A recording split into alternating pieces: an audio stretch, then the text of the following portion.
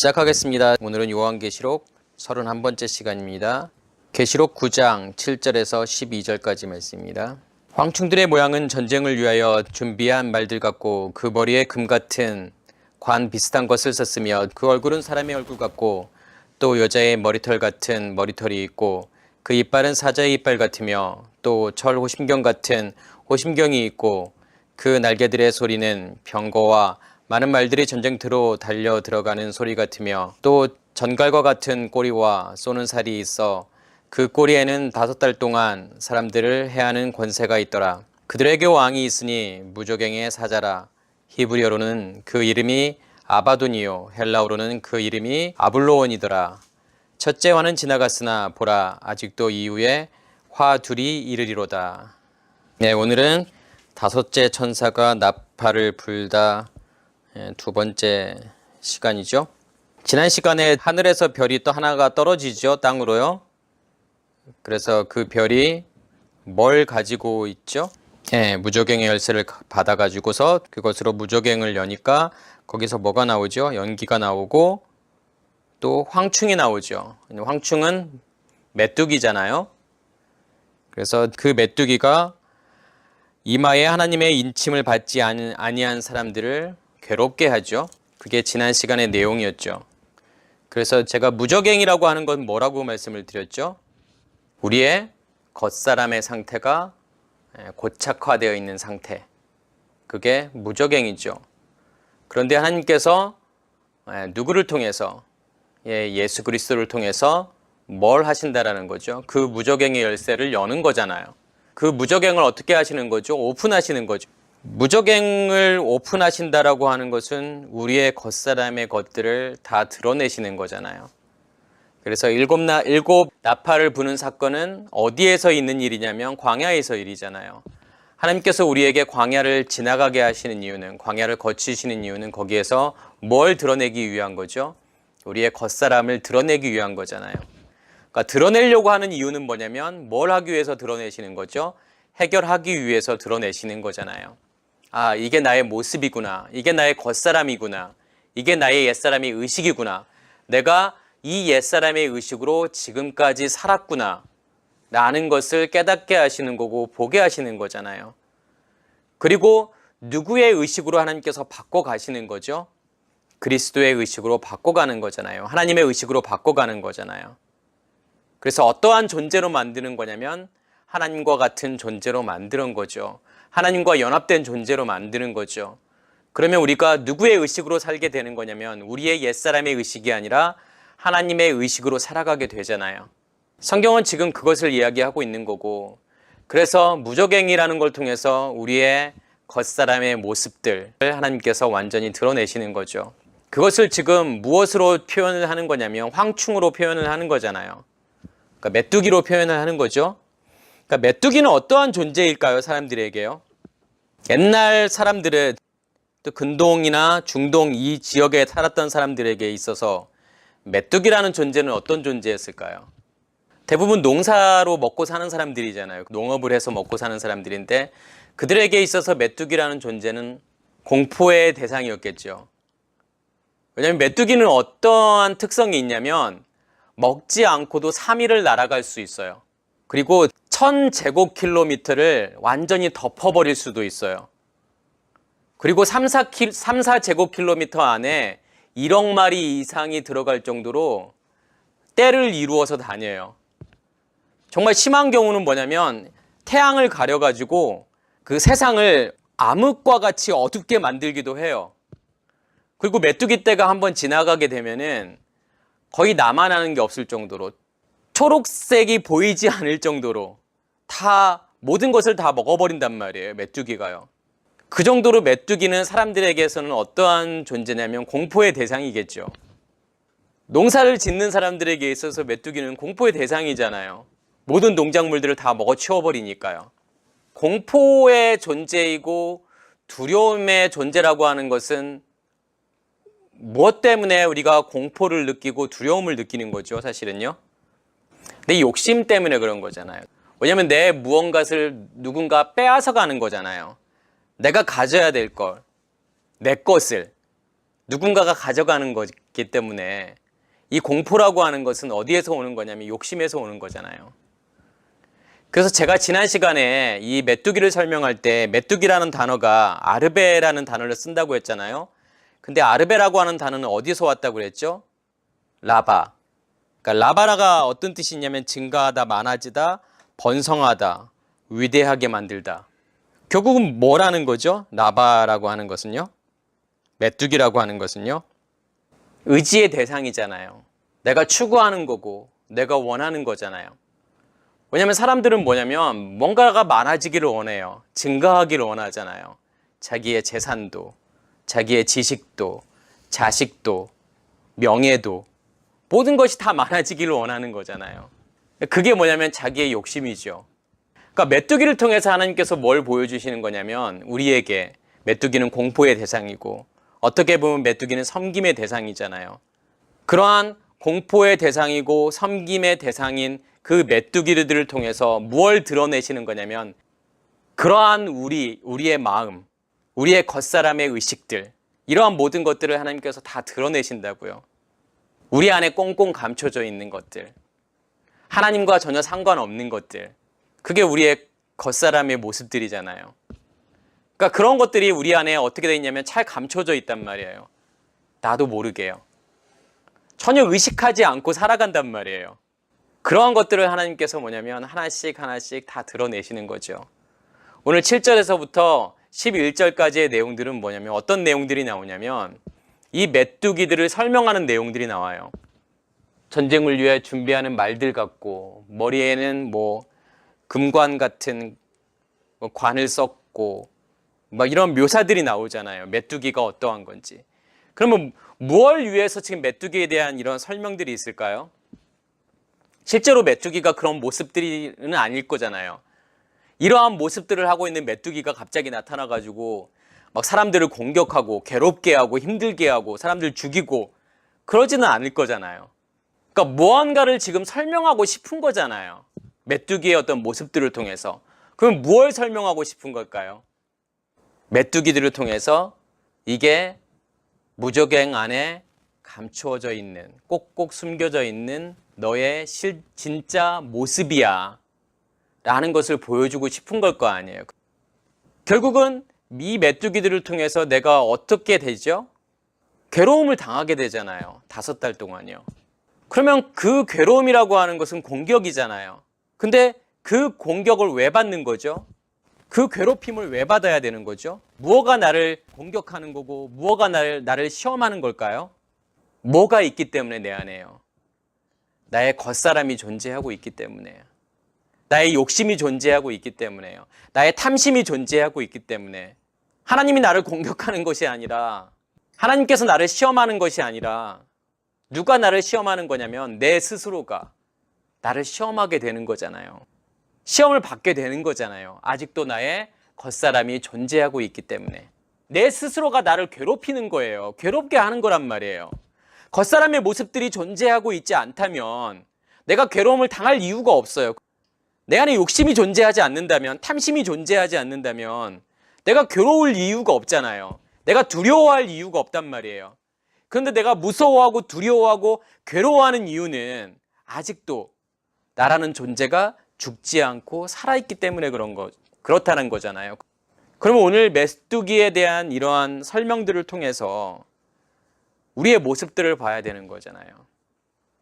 이게 너희의 겉사람의 모습들이야. 그리고 나는 너희의 이 겉사람의 것들을 다 해결하길 원해. 그렇게 하나님께서 말씀하시는 거잖아요. 자, 첫 번째로 보면 전쟁을 위하여 준비한 말들 같다고 표현을 하죠. 그럼 여기서 전쟁이라고 하는 것은 뭘 이야기하는 걸까요? 밀하마라는 단어를 쓰죠. 이 밀하마라고 하는 단어는 싸움이고 전투예요. 그리고 어원 자체가 라함에서 온 거죠. 이 라함이라고 하는 것은 먹다, 소모하다, 파괴하다라는 거예요. 소멸하다. 그럼 전쟁이라고 하는 건 뭐예요, 결국은요? 뭔가를 파괴시키는 거잖아요. 예, 파괴시키고 소멸하는 거잖아요. 그게 전쟁이잖아요. 그럼 이건 뭘 이야기하는 걸까요?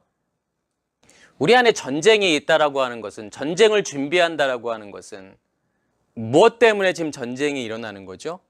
내 안에 뭐가 있기 때문에, 겉사람이 존재하고 있기 때문에. 결국은 그것이 어떻게 한다는 거죠? 나를 파괴시킨다라는 거잖아요. 나를 소멸시키는 거잖아요. 그게요. 그게 전쟁이란 말이에요. 전쟁이 계속 있을 수밖에 없다라는 거예요. 내 겉사람이 존재하고 있는 한. 그리고 머리에 금 같은 관 비슷한 것을 썼다라고 이야기를 하잖아요. 근데 금이 아니에요. 금 같은 거란 말이에요. 금 비슷한 거예요. 그래서 호모이오스라는 단어를 쓰지, 여기서 같은, 비슷한. 그래서 호모이오스라는 단어가 유사한, 비슷한이에요. 그러니까 금이 아니라, 금관이 아니라 금하고 비슷한 관 같은 그런 관을 쓴 거예요. 머리예요. 그 말은 무슨 말일까요? 금하고 비슷한 게 뭐가 있죠? 성전을 한번 생각해 보세요. 성막. 성막 밖은 다 어떠한 세상이에요? 울타리 안으로 들어오면 번제단에 쓰는 모든 것들은 다 무엇으로 만들죠? 놋으로 만들잖아요. 그러니까 놋이라고 하는 것은 구리와 아연의 합금이죠. 색깔은 어떤 색깔일까요? 약간 금색하고 비슷한 색깔이잖아요. 그리고 성막 안으로 들어가면, 그러니까 성소와 지성소 안으로 들어가면 무엇만 있죠? 전부 다 금이란 말이에요. 떡상, 7 금촛대, 분향단, 또 지성소 안으로 들어가면 언약궤. 전부 다 뭐예요? 다 금이잖아요. 벽은 다 뭘로 칠해져 있죠? 다 금으로 칠해져 있단 말이에요. 그러니까 성소와 지성소는 금의 세계죠. 그럼 성소 밖은요? 놋세상이잖아요. 그럼 성전에서 금하고 금 비슷한 것은 뭐밖에 없죠? 놋밖에 없잖아요. 놋이라고 하는 것은 뭐예요, 결국은요? 섞여 있는 거잖아요. 순수하지 않은 거잖아요. 금이라고 하는 건 순수한 거란 말이에요. 깨끗한 거죠. 근데 놋은 뭐냐면 합금이잖아요. 섞여 있는 거란 말이에요. 근데 마치 금과 같은 거예요. 그러면 놋이 설명하고 싶은 건 뭐죠? 율법이잖아요. 성소와 지성소 밖은 율법 세상이잖아요. 그래서 번제단을 우리는 뭐라고 이야기하냐면 애굽이라고 이야기를 하죠. 그러면 머리에 금과 금 같은 관 비슷한 것을 썼다라고 하는 것은 우리의 머리의 의식이 아직도 어디에 머물러 있다라는 거죠? 금이 아니라 놋 세상에 머물러 있다라는 거잖아요. 다시 말해서 아직도 율법의 의식 가운데 있다라는 거죠. 지금 그게 우리의 모습이라는 거예요. 정결해지지 않은 거죠. 깨끗해지지 않은 거잖아요. 아직 우리의 의식이 성소와 지성소를 살고 있지 않다라는 거잖아요. 그래서 금이라고 하는 것은 누구를 표현하는 거죠? 하나님을 표현하는 거잖아요. 그래서 성소와 지성소는 전부 다 금 세상이죠. 금빛만 있잖아요. 그 안에 들어가면요. 왜냐하면 거기에는 7 금초태가 켜지게 되면 그 안에는 반짝반짝 빛나겠죠. 무엇 때문에요? 금 때문에요. 자, 그 다음에 사람의 얼굴이 나오잖아요. 지금 사람의 얼굴은 뭘 이야기하는 걸까요? 이 사람이라고 하는 것은 어떤 단어가 쓰여지는 거냐면 아담이란 말이에요. 얼굴이라고 하는 것은 뭘 이야기하는 거죠?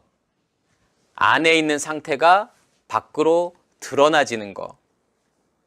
그게 얼굴이잖아요. 그래서 파님이라는 단어가 쓰여지죠. 그래서 파님이라는 단어는 얼굴이라는 뜻도 있고 표면을 이야기할 때 파님이라는 단어를 쓰죠. 그럼 여기에서의 아담이라고 하는 것은 어떤 아담을 이야기하는 걸까요? 성경에서는 이 아담이라는 단어가 크게 2가지의 의미가 있어요. 어떤 아담과 어떤 아담이 존재할까요? 하나님께서 창세기 2장에 이 아담을 만들잖아요. 무엇으로 아담을 만들죠? 흙으로 하나님께서 아담을 만들잖아요. 근데 여기서 흙이라는 단어가 아파르예요. 아파르라고 하는 것은 뭐냐면 먼지예요. 그러니까 땅의 흙으로 사람, 이 아담을 만든다라고 하는 것은 뭐냐면 아파르, 먼지로, 땅의 먼지로 아담을 만드는 거란 말이에요. 그게 시작하는 아담이죠. 그래서 흙사람 아담이란 말이에요. 먼지로 만든 사람, 먼지 사람 아담이잖아요. 우리가 흙에 속했다라고 하는 것은 어떤 의미가 있어요? 하나님과 상관이 없다라는 거잖아요. 하나님의 의식이 아니라 우리의 의식으로 존재하고 있는 그 상태가 흙이잖아요. 땅이잖아요. 그래서 먼지잖아요. 아무 가치 없는 존재지요. 아무 의미 없는 존재란 말이에요. 왜요?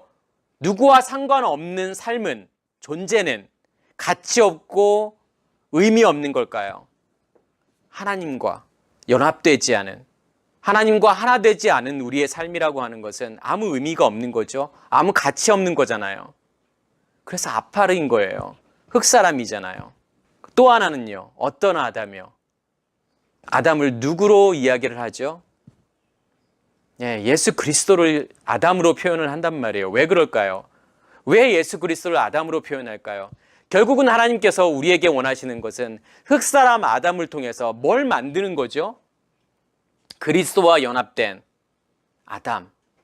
그 아담, 그 사람을 하나님께서 만드시는 거잖아요. 여섯째 날에 그 아담이잖아요.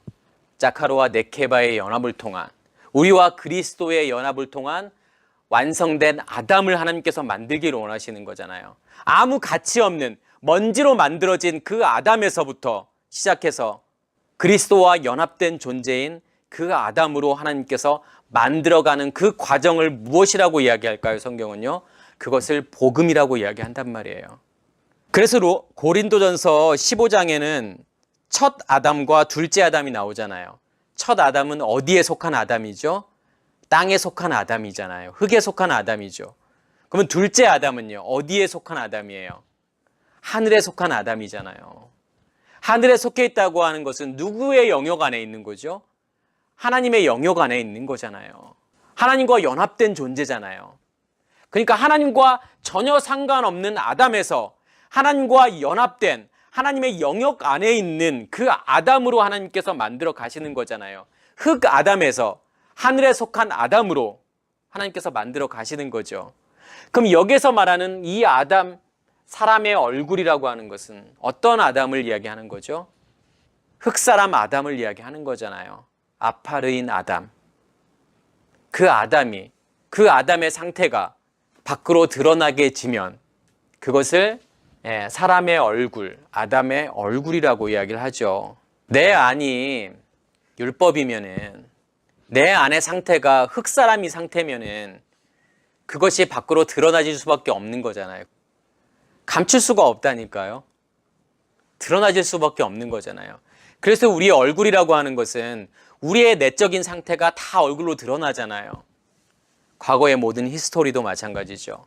지금 현재의 나의 상태도 마찬가지죠. 다 얼굴로 다 드러나지잖아요. 그리고 또 여자의 머리털과 같은 머리털이 있대요. 8절에 보면요.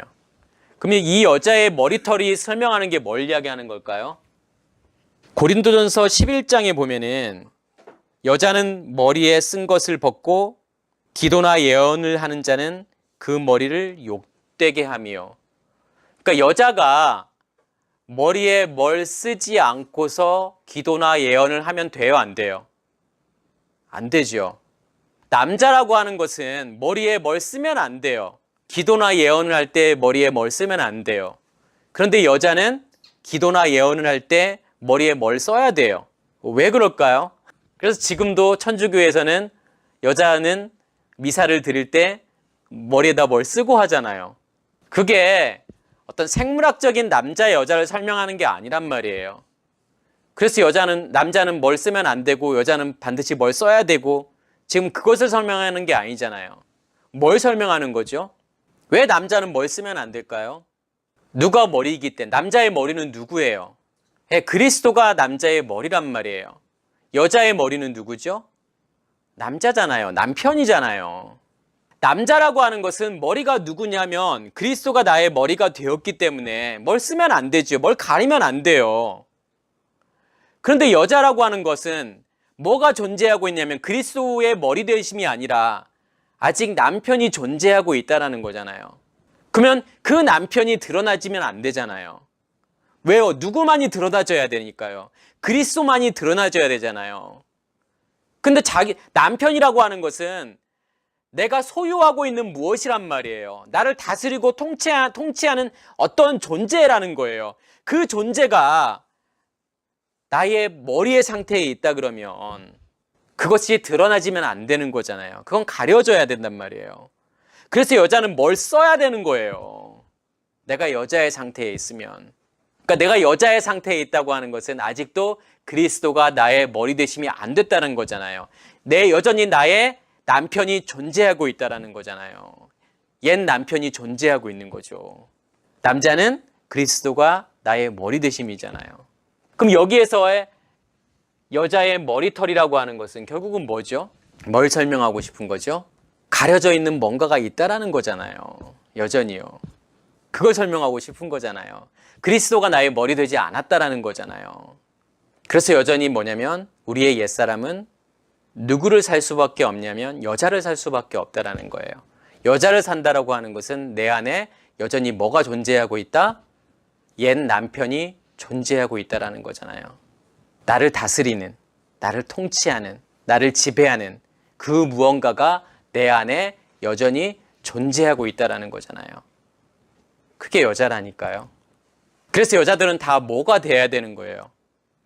남자가 되어야 되는 거예요. 뭐가 돼야 되는 거냐면 다 아들이 되어야 되는 거예요. 이건 성별을 이야기하는 게 아니라고 제가 말씀을 드렸잖아요. 그죠? 그래서 욥이 모든 환난을 다 받고 난 다음에 원래 7 아들과 3 딸이 있었잖아요. 근데 7 아들과 3 딸을 다시 받게 되죠. 그리고 그의 3 딸은 뭘 받게 돼요? 기업을 받게 되잖아요. 그 말은 무슨 말이에요?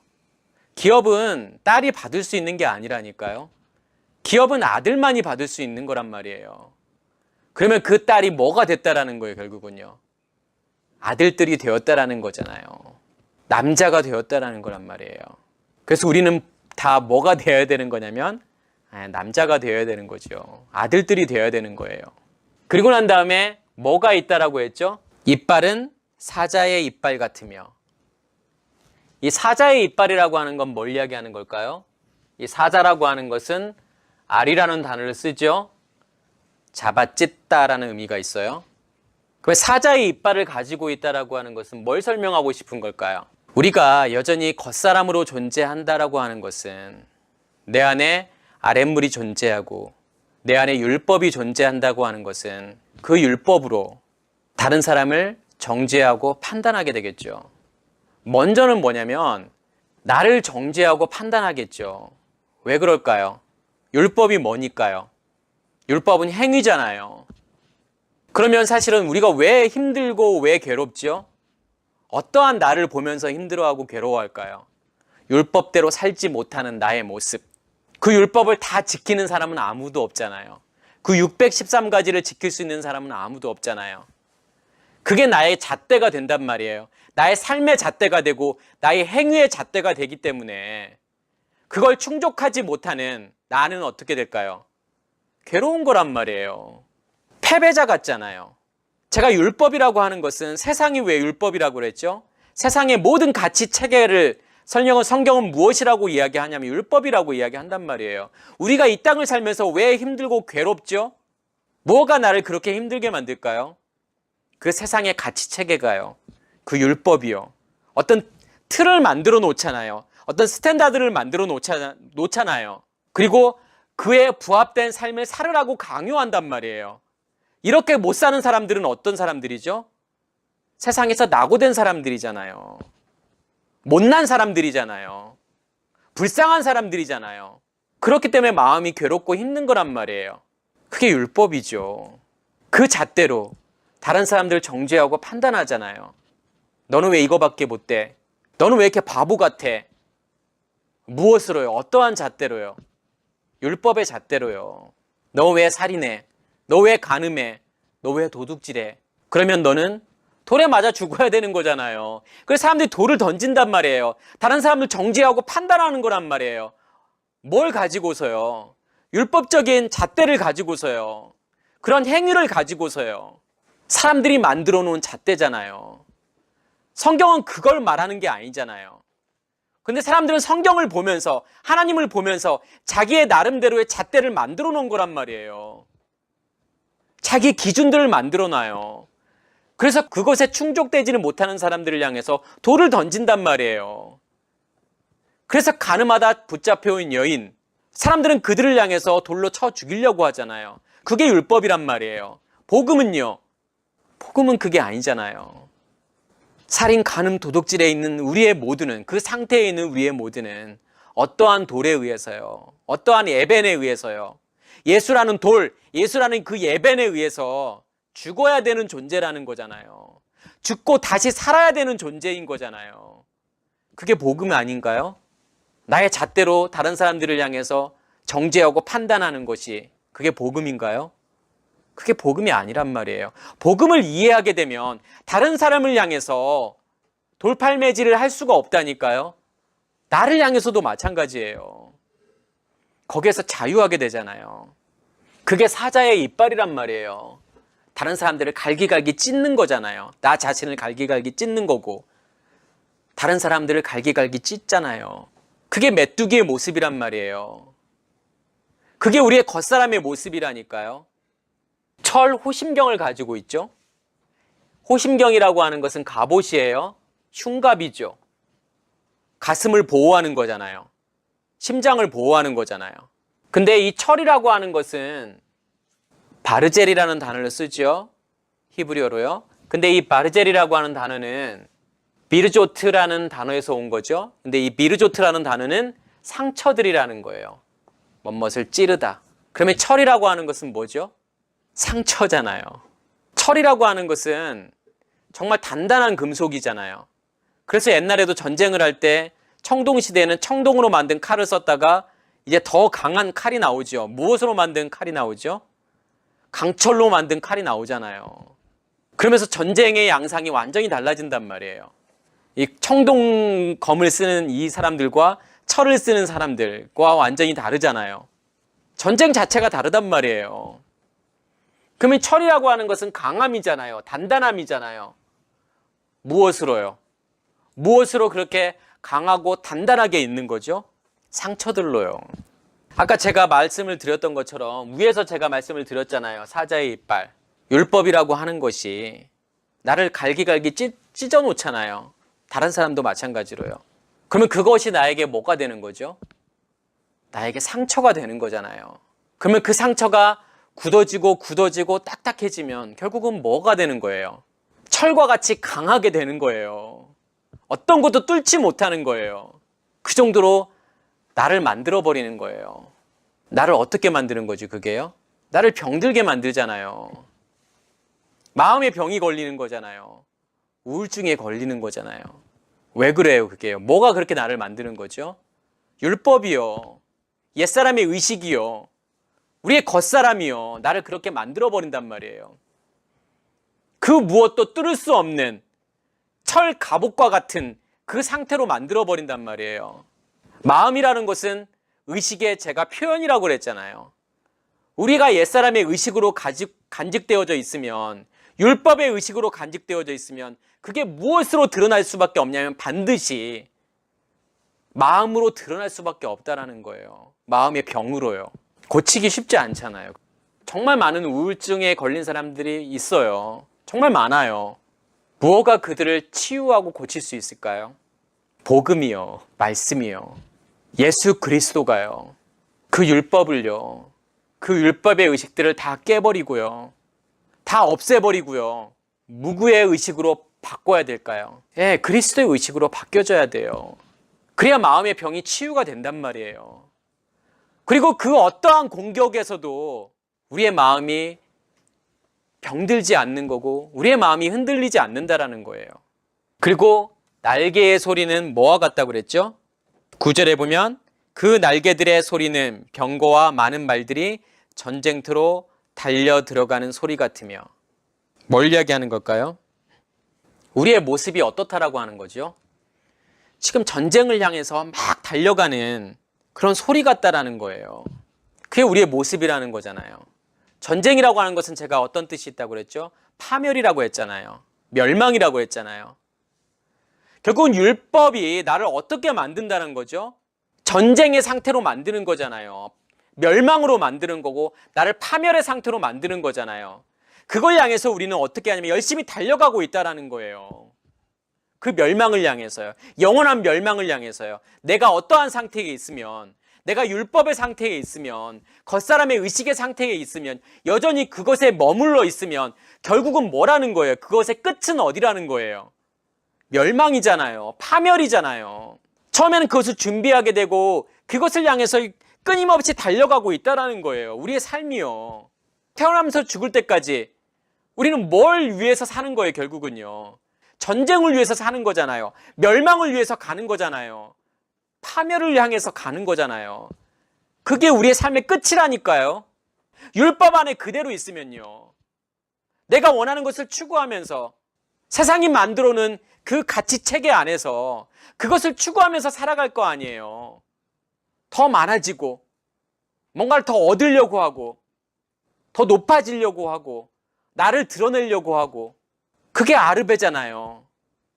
그게 메뚜기잖아요. 그게 나의 신이란 말이에요. 그게 우상이라니까요. 그게 나의 두려움이에요.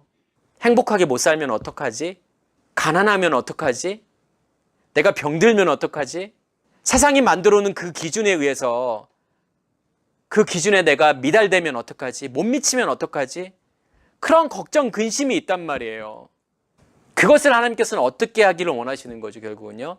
다 부셔뜨리기를 원하시는 거잖아요. 다 깨버리기를 원하시는 거잖아요. 전갈 같은 꼬리와 쏘는 살이 있다고 그랬잖아요. 이 쏘는 살이라고 하는 것은 가시 바늘이에요. 그럼 전갈 같은 꼬리와 쏘는 이 가시 바늘이 의미하는 게 뭐예요, 결국은요? 공격이잖아요. 시험이잖아요. 그러면 그러한 것들이 위에서 제가 설명했던 이런 모든 것들이 전갈의 꼬리와 가시가 되어서 나를 계속 공격할 거라는 거잖아요. 그것 때문에 괴로운 거란 말이에요. 내가 나의 겉사람이 여전히 존재하고 있기 때문에 시험을 받는다고 제가 말씀을 드렸잖아요. 나의 욕심 때문에요. 그런데 그러한 과정들을 통해서 하나님께서 뭘 드러내시기를 원하시는 거냐면 우리의 겉사람의 것들을 다 드러내기를 원하신단 말이에요. 그러면서 하나님께서 지금 뭘 설명하는 거냐면 이 무적행이라는 걸 설명하잖아요. 결론적으로 이 메뚜기들이 의미하는 것이 무엇인지, 그러니까 메뚜기들이 무엇을 의미하는지를 알게 되면 무적행의 정체를 알게 되잖아요. 그래서 그들의 왕을 지금 뭐라고 이야기하죠? 무적행의 사자라고 이야기를 하잖아요. 그러면 그건 무슨 말일까요? 그들의 왕이라고 하는 것은요. 왕은 멜레크잖아요. 그러니까 멜레크라고 하는 것은 다스리다고 통치하다잖아요. 결국은 뭐라는 거죠?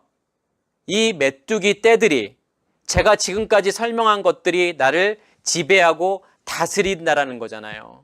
그렇게 그러한 삶을 살 수밖에 없다라는 거잖아요. 그래서 그들의 왕이라는 거예요. 그리고 무적행의 사자라고 하잖아요. 사자라고 하는 건 뭐죠? 말라크. 사자라고 하는 것은 천사이고 전령이란 말이에요. 대리로 뭘 파견하다 전해주다라는 거잖아요. 그러면 무적행의 사자라고 하는 것은 무적행의 상태를 전하는 자잖아요. 대신 전하는 자잖아요. 메뚜기의 상태가, 황충의 상태가 나를 다스리고 지배하는 나의 왕이 되면 내가 그것을 다른 사람들에게 전할 수밖에 없다는 거잖아요. 무적행의 상태를 전할 수밖에 없다는 거잖아요. 그게 무적행의 사자라는 거예요. 근데 그 끝은 결국 뭐라는 거죠? 아바돈이잖아요. 히브리어는요. 아바돈.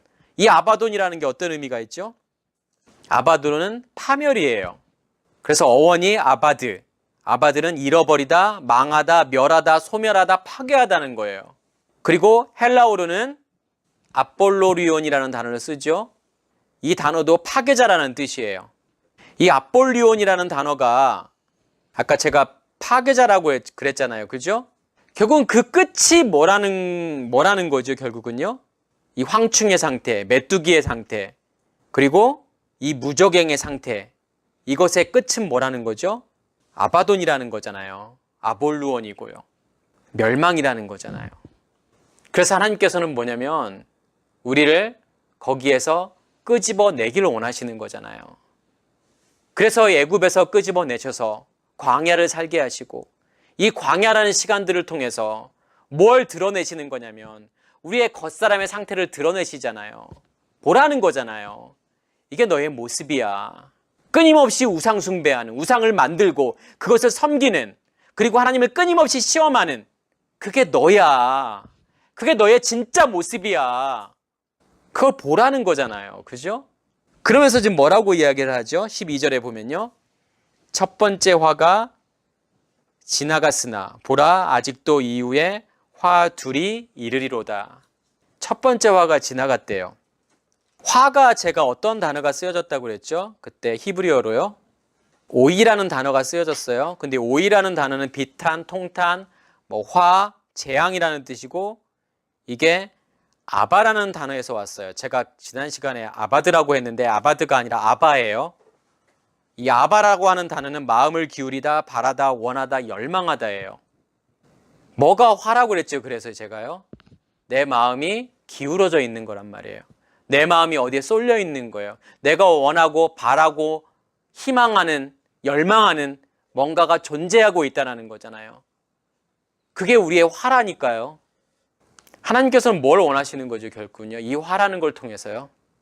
내가 원하고 바라고 희망하고 열망하는 것이 아무것도 없는 그 상태를 하나님께서 원하시는 거잖아요. 우리가 천국을 산다라고 하는 건 뭐예요? 바라는 게 없는 거란 말이에요. 원하는 게 없는 거예요. 열망하는 게 없는 거예요. 뭘 더 원해요, 우리가요? 우리가 복음을 이해하게 되면, 복음이 무엇인지를 깨닫게 되면, 그리고 우리의 겉사람을 알게 되면, 우리의 겉사람을 보게 되면 하나님을 향해서 바라고 원하는 게 아무것도 없어진단 말이에요.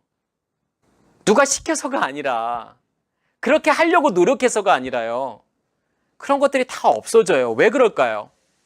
하나님과 내가 하나 되고 하나님과 연합되는 그 상태가 어떤 상태인지를 알게 되니까 그래요. 지성소로부터 나오는 그 말씀이, 그리고 내 안에 타고 있는 그 불이 나를 덮고 있다라고 하는 것이 무엇인지를 알게 되니까 그래요. 그 상태가 어떤 상태인지를 알게 되니까 그래요. 내가 충만하면 충만할수록, 그 말씀에 충만하면 충만할수록 바라는 게 없어진단 말이에요. 원하는 게 없어져요. 열망하는 게 없어진단 말이에요. 내 마음이 쏠리는 게 없어진단 말이에요. 그럼 뭐가 나의 가장 행복일까요? 그냥 하나님과 함께 있는 그 시간, 그 상태, 그게 나의 가장 큰 기쁨이고 즐거움임을 알게 된단 말이에요. 그렇기 때문에 내가 하나님을 향해서 바라고 원하고 희망하고 열망하는 것이 다 없어지게 된단 말이에요. 자연스럽게요. 그게 얼마나 가치 있는 것을 알게 된단 말이에요. 그걸 향해서 우리는 지금도 믿음의 길을 가고 있는 거란 말이에요. 내가 의식이 죽으면 죽을수록요. 내 의식이 죽으면 죽을수록, 내 옛사람의 의식이 죽으면 죽을수록 원하는 게 없어진단 말이에요. 바라는 게 없어져요. 열망하는 게 없어진단 말이에요. 뭘 추구하지 않잖아요. 뭘 얻으려고 하지 않잖아요. 많아지는 걸 원하지 않아요. 그냥 그 안에 있기를 원해요. 하나님 안에 있기를 원해요. 그게 천국이란 말이에요. 그게 하나님의 나라라고요. 그걸 주기를 원하신다니까요, 하나님께서요. 그래서 이러한 것들을 보여주시는 거란 말이에요, 우리에게서요. 이게 너의 진짜 모습이야. 그런데 나는 이러한 너희들의 상태를 다 드러낼 거야. 다 오픈할 거야. 7 나팔을 통해서요. 이게 너희들의 화니까, 너희들의 재앙이니까 나는 너희들을 거기에서 건지기를 원해. 그래서 나는 너희에게 기업을 주기를 원해. 너희가 하나님의 나라를 소유하기를 원해. 그게 하나님의 뜻이라고요. 이걸 깨달으시는 우리 모두가 되길 간절히 소원합니다. 마치겠습니다.